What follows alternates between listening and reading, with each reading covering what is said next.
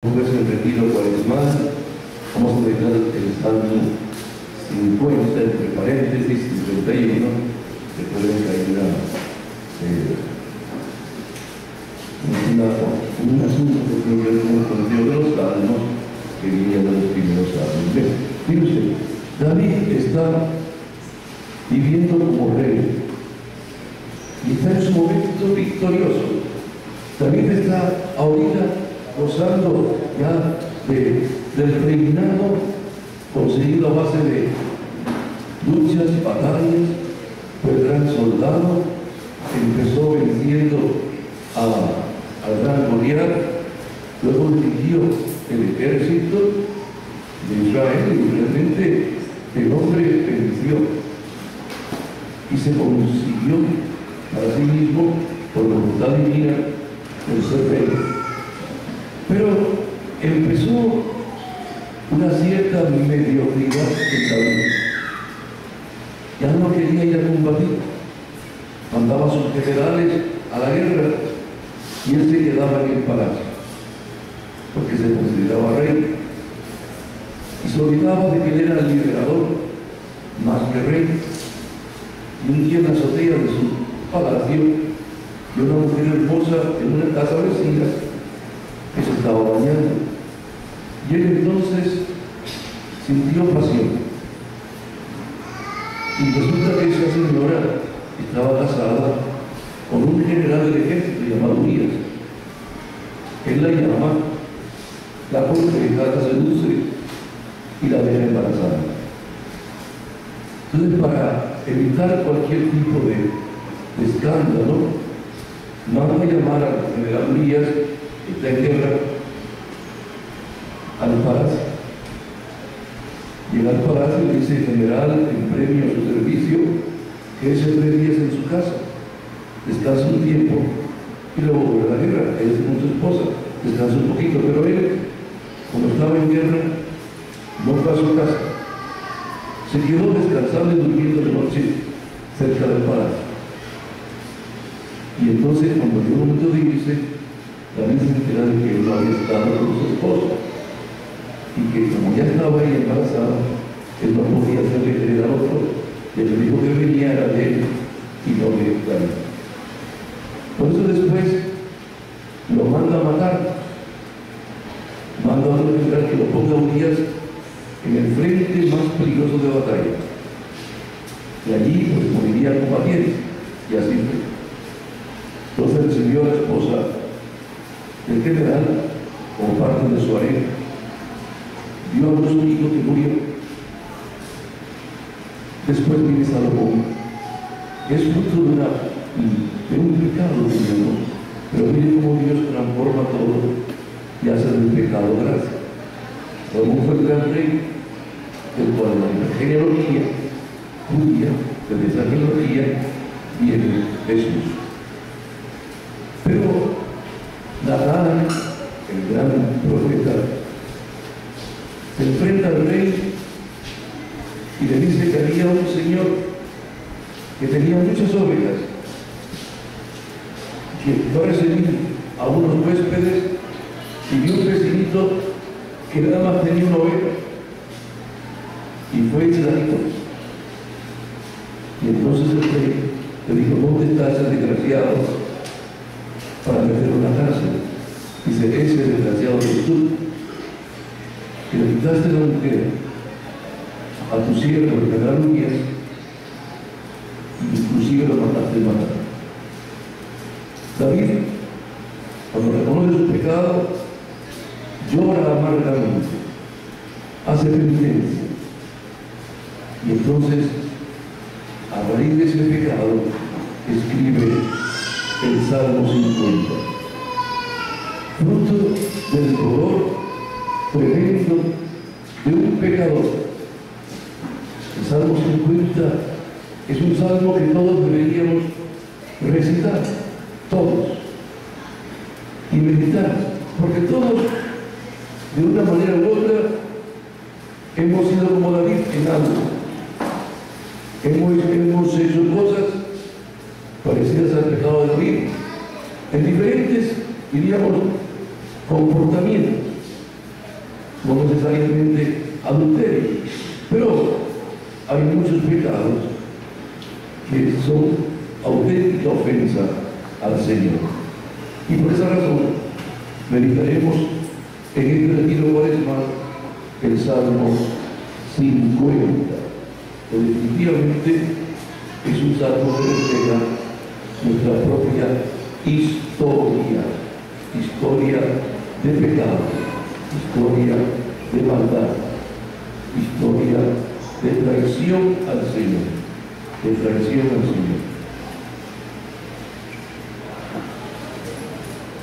Misericordia, Señor, oh Dios, misericordia, Dios mío,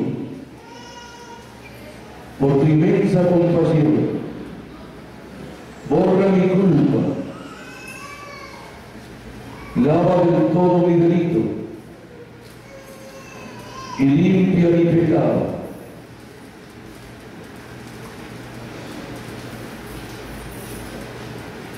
Porque yo reconozco mi culpa y tengo siempre presente mi pecado contra ti solo pequé, cometí la maldad ante tus ojos, así serás justo cuando juzgues e irreprochable cuando sentencies. Yo tengo siempre presente mi pecado, versículo 5. Nunca pierda usted la conciencia de pecado y nunca se crea más santo de lo que es. Nunca se crea más bueno de lo que es, porque eso implicaría engaño. Y no hay cosa peor que matar la conciencia de pecado. No hay cosa peor que matar la conciencia de pecado. Cuando uno justifica toda maldad y se convierte en alcahueta de su propio pecado, termina siendo un ser peligroso para uno mismo y para los demás. Entonces, en el Salmo, en el versículo 5, dice la palabra: porque yo reconozco mi culpa y tengo siempre presente mi pecado. Eso es necesario, señora, hermano, hermana, que usted se considere pecador. Y no estoy hablando ahora de cultivar un complejo de culpa que termina siendo una enfermedad mental, emocional. No me refiero a acusarme a mí mismo de cualquier cosa y a odiarme a mí mismo. Eso no lo quiere Dios. Él quiere que yo me ame, que yo me quiera. Él quiere que yo me respete. Él quiere que yo me valore, me ame, me quiera. Pero también quiere que yo reconozca mi pecado, mis pecados. Tener conciencia del pecado y sentir temor de Dios me ayuda a no pecar tanto. El valorar cada día mis acciones y ver lo que está bueno y lo que está malo, y pedir al Señor todos los días perdón por lo que está malo, me ayuda a mí a mejorar. Por eso está la palabra o el concepto examen de conciencia, que habría que hacer 2 veces al día. Al mediodía, en un pequeño acto de oración, apartándome de todos, preguntarme a mí mismo en qué fallé esta mañana, en qué he estado mal esta mañana.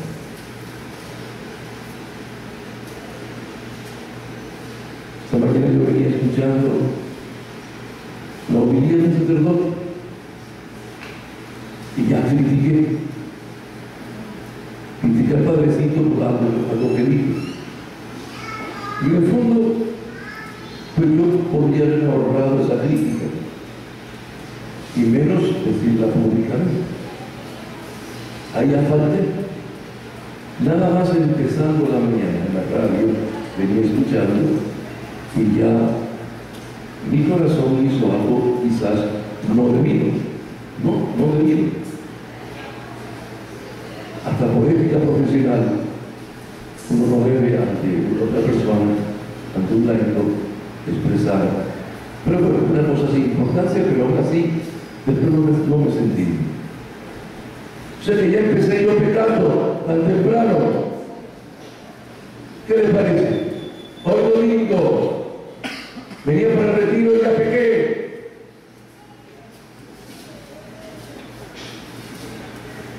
Y entonces, ¿qué sucede? Durante el día voy acumulando pecaditos y pecaditos. Pasa que el montón de pecaditos se puede convertir como en una especie de alud en lugares donde hay nieve y empieza a caer una bola de nieve de arriba de la montaña, va acumulando más nieve y termina siendo una avalancha de nieve que puede matar personas. Y empezó por una pequeña bolita de nieve que va rodando de arriba, pero cada vez adquiere más nieve, lodo, piedras, lodo, nieve, y se convierte quizás en una trampa mortal para más de una persona, y que de hecho así ha sido. Esos son los pecados veniales. Se van acumulando y lo van convirtiendo a usted entonces en un ser peligroso. Por eso, al mediodía, hago un examen de conciencia. Y por la noche, el gran examen de conciencia. Nunca se acueste como un perrito, sin orar, sin rezar y sin hacer un examen de conciencia. Ya a las 10 de la noche, usted acumuló mucha basura que hay que limpiar, que hay que purificar. Mucha basura. Durante el día cualquiera puede acumular un montón de basura espiritual, que si no la sacamos a la luz y nos purificamos, y acumulamos un día y otro día y otro día y otro día, usted puede terminar siendo, con el tiempo inclusive, un asesino. ¿Cuánta gente cultiva resentimientos y resentimientos y resentimientos que se van convirtiendo en rencor, que terminan siendo odio, y el odio implica el deseo de que el otro desaparezca, de que el otro se muera. Y ya desearlo según Jesús es asesinar. Ya desear eso según Jesús es asesinar. No digamos, por supuesto, aquel que mata a alguien. Por eso, no acumule basura. No permita que su alma se llene de suciedad, porque entonces uno comienza a apestar, a oler mal espiritualmente. Lo que pasa es que con los olores uno puede acostumbrarse al mal olor con el tiempo. Y claro, si no se acostumbra al mal olor, uno no lo siente, pero el que está al lado sí. Eso pasa con el pecador. No me doy cuenta que soy pecador, pero estoy haciéndole mal a otros que sí se dan cuenta porque experimentan mi pecado. Dos campesinos de la montaña fueron a una feria, un lugar donde vendían animales, en un pueblo más grande, y se compraron 4 cerditos y se los llevaron en su pequeña, en el pequeño pico. Cuando van llegando a la casita, le dicen al otro: oye, ¿dónde vamos a meter a los cerdos? Bueno, por ahora en la casa, no hay otro lugar. En la casa.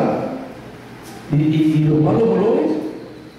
Dice el otro: se van a acostumbrar ellos a los malos olores. Los malos olores de ellos, de los campesinos. Pues eso pasa cuando uno vive en el pecado. Uno comienza a sentir que algo está mal, que algo no está funcionando, que algo está comenzando inclusive a oler a podrido. Y resulta que muchas veces uno se da cuenta cuando te lo dicen. Mire, ya no aguantamos ese mal carácter, ya estamos hartos de su murmuración, siempre se la pasa hablando mal de la gente. Ya no se me ha dado cuenta que usted está robando. Usted roba plata aquí, roba plata allá. Ya usted, señor casado, ya la gente está harta, las muchachas, de que usted es demasiado liso, demasiado atrevido. Pero como uno no se da cuenta, porque como uno se acostumbra a oler a su podredumbre y no se da cuenta de que huele a podrido, necesitamos que alguien venga y nos lo diga. Eso hizo el profeta Natán con David. Le dijo: mire, usted es aquel que le quitó la ovejita al otro para llevársela. En aquel tiempo tenían harén, tenían varias mujeres, los reyes, pero no porque él quería esa otra, la del general Urias. Entonces, cuando uno toma conciencia de su pecado, eso es bueno. Y es necesario tomar conciencia del pecado. Hay un pecado que casi nadie confiesa, y es el pecado de omisión, que consiste en no hacer el bien que habría que hacer en el momento en que habría que hacer. Ese pecado es tremendo. Ay, si yo hubiera hablado con mi hijo a tiempo, no hubiera caído en droga. Ay, si yo a tiempo hubiera reprendido a mi hija, no se mete con ese hombre casado y qué mal le ha ido a mi hija. Ay, por no decirle a tiempo a aquella. El pecado de omisión, hermana. Todos los días hay que también examinar si he cometido algún pecado de omisión. Que repito, consiste en no hacer el bien en el momento en que habría que haberlo hecho. ¿Entendido? Ese pecado hay que examinarlo. Por ese pecado de omisión estamos como estamos en el día de hoy. Si yo hubiera sido más cuidadoso en mi oración personal, sería hoy mejor de lo que soy. Pero el descuido, el no creer que peco cuando no hago bien la oración, todo eso pues ha influido en que no sea la persona santa que el Señor quería que yo fuera ahora. ¿Entendido? Obsérvese por dentro y mire usted qué clase de pecado tiene. No sea alcahueta de sus pecados, no sea alcahueta. El Salmo entonces 50 En la primera parte, el salmista David pide al Señor en el versículo 3 que tenga piedad de él y que por su inmensa misericordia borre la culpa que hay en él. Porque la culpa nadie la puede borrar, solo Dios. Ni el psicólogo, ni el psiquiatra ayudan, claro que ayudan, pero nadie podrá borrar la culpa, solo Dios. Lo que se llama el perdón divino, que hay que estar siempre pidiendo al Señor que tenga misericordia y que nos perdone los pecados que por desgracia hemos cometido. En el versículo 4 dice el salmista: lava del todo mi delito y limpia mi pecado. Solo Dios puede purificarnos. A la hay que pedirle siempre y en todo momento que nos purifique de toda maldad y de todo pecado. Versículo 6, fíjese usted, lea versículo 6 en la Biblia. Quien no tenga Biblia, mire a su vecino.